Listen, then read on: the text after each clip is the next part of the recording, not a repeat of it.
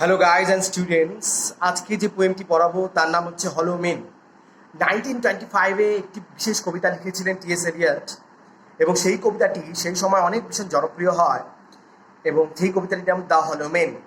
অনেকেই টি.এস. এলিয়টের বিখ্যাত কবিতা দ্য ওয়েস্টল্যান্ডে থিমের সঙ্গে এক করে দেখানোর একটা প্রচেষ্টা দেখান, বা বলা যেতে পারে যে it's a kind of the identical version of same theme.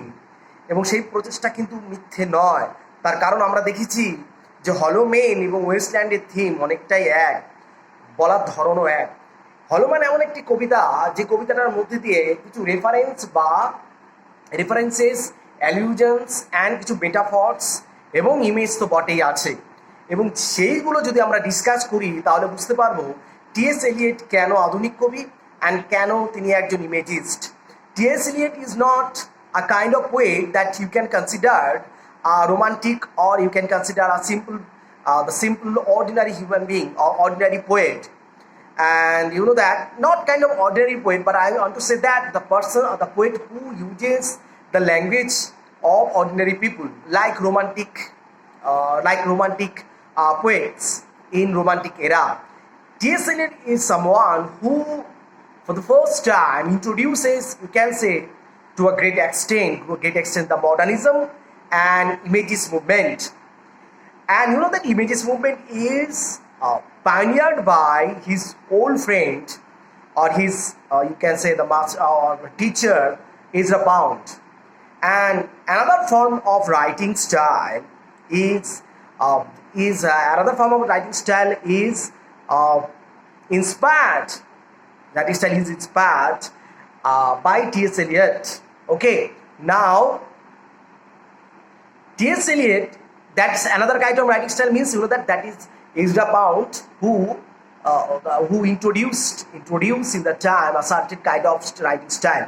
That is, before beginning of the poem, he places a certain or particular quotations written by other poets, and that is called epitaph. You know that epigraph, sorry, that is called the epigraph.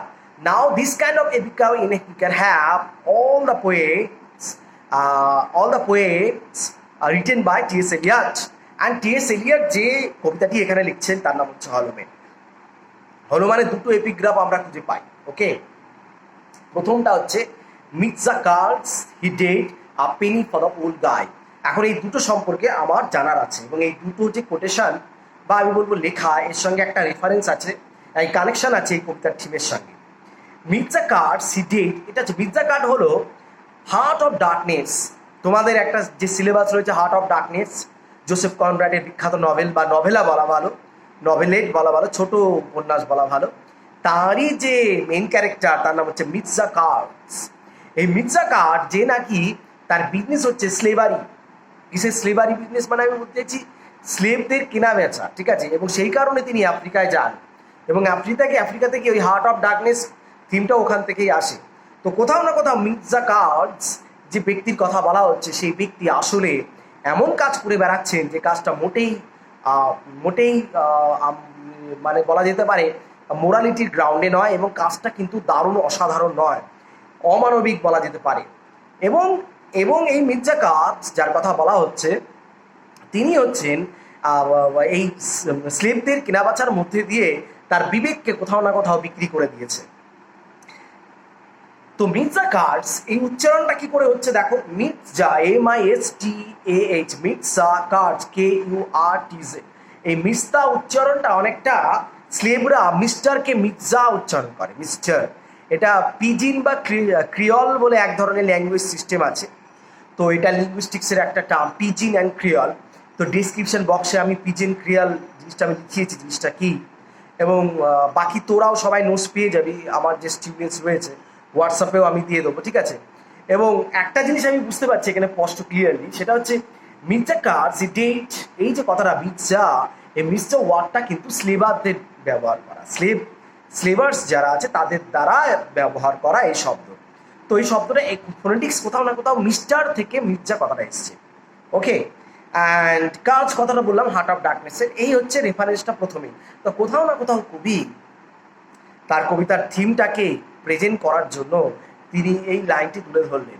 এটা অনেকটা, আমি বলি এই ট্র্যাডিশনটা অনেকটাই বলা যেতে পারে প্রাচীনকালের যে গ্রিক নাটক লেখা হতো, সেখানে কোরাসদের যে সিচুয়েশন, কোরাসদের বক্তব্যের মধ্যে দিয়ে নাটকের থিমটা জানা যেত। আবার অনেক সময় দেখা যায় এপিক যে কনভেনশন আছে, সেখানে এপিক ইভোকেশন কথাটা হয়, তবে ইনভোকেশন কথাটা বলা ভালো। ইনভোকেশনের মধ্যে দিয়ে কবি যখন এপিক কবিতাটির মূল বিষয়বস্তুটা আলোচনা করেন একটু করে, অল্প করে, সেইটার মতন অনেকটা এখানেও যেন কোনো এই লাইনটা তুলে ধরার মধ্যে দিয়ে কোথাও না কোথাও একটা হিন্টেড, মানে কবিতা তো এটা তো আর নাটক নয়, বা এটা তো কোনো এপিক কবিতাও নয়, এটা সাধারণত আধুনিক কবিতা। এবং এই আধুনিক কবিতার মধ্যে যে সেন্সটা আমরা দেখতে পাই, সেটা হচ্ছে এই সেন্সটা কিন্তু কোথাও না কোথাও ট্র্যাডিশনকেই ইঙ্গিত করে। কারণ টি.এস. এলিয়টের তার বিখ্যাত লেখা আছে ক্রিটিক্যাল রাইটিং, ট্র্যাডিশন অ্যান্ড একটা কবিতা ইন্ডিভিজুয়ালিজম। এই লেখাটা যদি তোমরা সবাই পড়ো, ট্র্যাডিশন আর ইন্ডিভিজুয়ালিটির উপর একটি লেখা, তো সেই লেখাটি যদি পড়লে বুঝতে পারবে উনি প্রাচীনকালের যে লেখক বা কবি সাহিত্যিক যারা ছিলেন, তাদের লেখাকে উনি ইম্পর্টেন্স দিতেন। T S. Eliot is a such kind of poet that he gave importance of classical writers, including dramatists, poets, and novelists. You know that?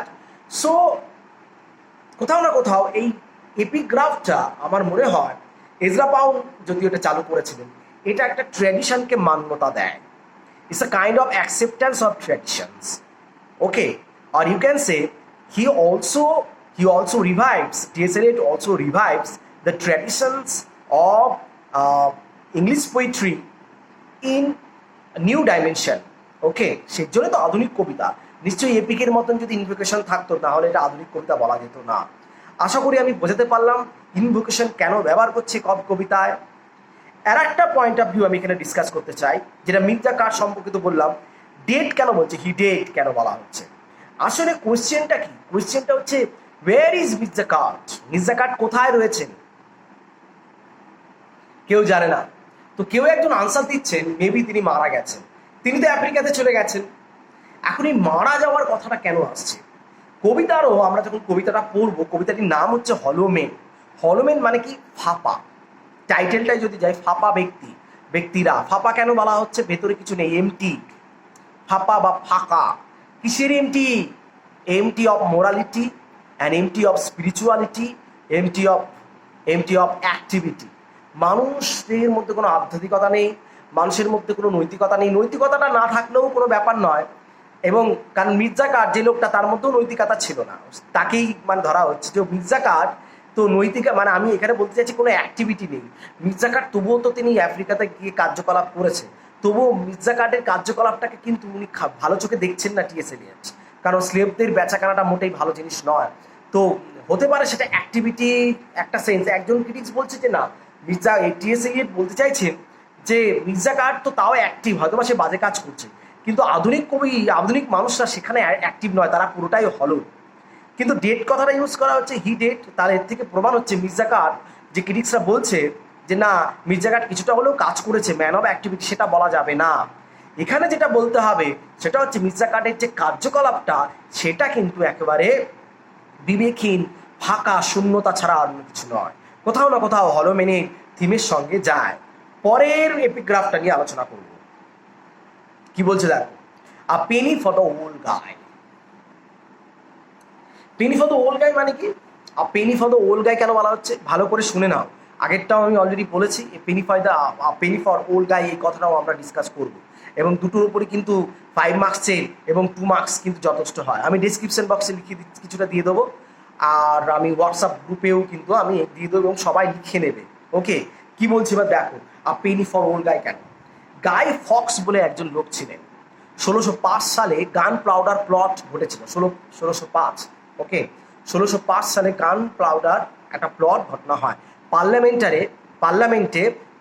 তোমার হচ্ছে গাই ফক বলে একজন ব্যক্তি তো কি বোমা মেরেছিল, এবং তারপর গাই ফককে কি করা হয়, তাকে ধরে নেওয়া, অ্যারেস্টেড হয়েছিল, এবং তাকে মেরে ফেলা হয়, এবং মেরে ফেলা মানে হয় তাকে ফাঁসি কাটে, তাকে ঝোলানো হয়। তারপর থেকে ওই 1605-এর একটা নভেম্বর মাসের 5th November, I think 5th November মাসের সরি মানে 5th উইকে, মানে নভেম্বর মাসের 5th উইকে, তাও আমি একটু রেফারেন্সটা আমি বলে দিচ্ছি। ইয়েস, নভেম্বর মাসের 5th উইক নাগাদ তোমার হচ্ছে কি হচ্ছে তোমার, হ্যাঁ ঠিক আছে, ওই নভেম্বর মাসের আই থিঙ্ক 5th উইক, অনেক সময় 4th উইক তো থাকে, হতে হতে 5th উইক হয়। তো নভেম্বর মাসের 5th উইকে কোনো একটা ডেটে তো সেলিব্রেটটা কি করে, এটা গাই ফকের একটা মানে তোমার হচ্ছে কি বলবো, একটা যেটাকে বলা হচ্ছে কুশপুত্তলিকা, ঠিক আছে, ইটস এ কাইন্ড অফ, কুশপুত্তলিকার কথাটা আমরা জানি।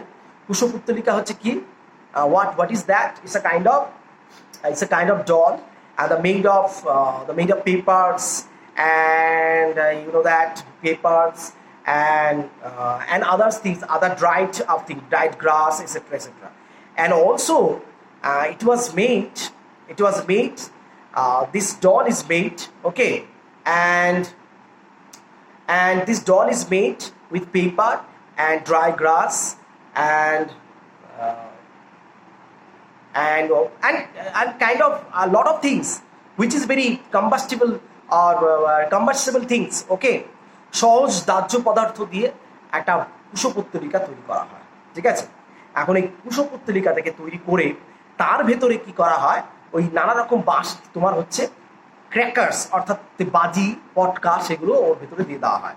তারপর সেটাকে ধরিয়ে দেওয়া হয়। আমাদের দেশে যেরকম রাবণ বধ করার সময় হয়, ঠিক আছে, মনে আছে দশেরার সময় যেটা করা হয়, রাবণ বধ দশমীর দিন করা হয়, ঠিক অনেকটা সেরকম, ঠিক আছে। তো সেই দেশে ওখানে গাই ফককে পুড়িয়ে মারা হয়। গাই ফক যেহেতু একেবারে একটা নেগেটিভ ক্যারেক্টার হিসাবে ইংল্যান্ডে কি হচ্ছে চিরসাব্যস্ত হয়ে রয়েছে, এবং সেই কারণে আর penny for the old man কেন বলা হচ্ছে, এই প্রসঙ্গে একটু বলে রাখি। Penny for the old man, penny for the old guy মানে গাই ফক বলো, এটা আসলে বাচ্চারা, ছোট ছোট বাচ্চারা তারা পয়সা কালেক্ট করে ওই বাজি কেনার জন্য। পেনি মানে হচ্ছে পয়সা, ঠিক আছে। ইংল্যান্ডে যে পেনি, ডলারেরও যে ছোট থাকে, সেন্ট পেনি থাকে, এগুলো আমরা জানি, সেইগুলো কথা বলা হচ্ছে এখানে, ঠিক আছে। এখন এই যে কথা বলা হচ্ছে যে এখানে যে গাই ফক মানে তোমার হচ্ছে গাই ফকের যে কুশপুত্তলিকা বা যে ডল বা ইমেজ, তোমার হচ্ছে পেপার, ড্রাই গ্রাস, স্ট্র, এমনকি স্ট্র থাকতে পারে, খড় থাকতে পারে, খড় যেগুলোকে ইউজ করা হতে পারে, সব কিছু দিয়ে যখন, এবং তার ভেতরে যখন ক্র্যাকার্স বা বাজি পটকা দেওয়া হয় এবং সেইটাকে পুড়িয়ে যখন সেলিব্রেট করা হয়, সেটাকে হচ্ছে গাই ফক্স ডে হিসাবে বলা হয়। তো কবি এখানে কেন রেফারেন্স আনছেন, কবি রেফারেন্স আনছেন এই কারণেই, বলছেন গাই ফক যিনি পার্লামেন্টে বোমা ফাটিয়েছিলেন, এবং তার কাজটা কিন্তু কোথাও না কোথাও একটা অ্যাক্টিভিটির কাজ ছিল, মানে ইটস অল অ্যাবাউট অ্যাক্টিভিটি। যেমন আমি বলি, মির্জা গার্ডের কাজটা যেমন ছিল মির্জা গার্ডের ব্যাপারটা একেবারেই বিবেকের খুন, আর গাই ফক যে কাজটা করেছিল হয়তো বা সেটা ক্রিমিনাল অ্যাক্টিভিটিস ছিল, পার্লামেন্টের বিরুদ্ধে গেছিল হতে। তখন তো অনেক ক্রিটিক্সরা বলছেন বা ঐতিহাসিকরা বলছেন উনি ঠিকই করেছিলেন, কারণ পার্লামেন্টরা ভীষণ সেই সময় ভয়ঙ্করভাবে বলা যেতে পারে কি বলবো, মানে তোমার কারাপ্টেড হয়ে গেছিল।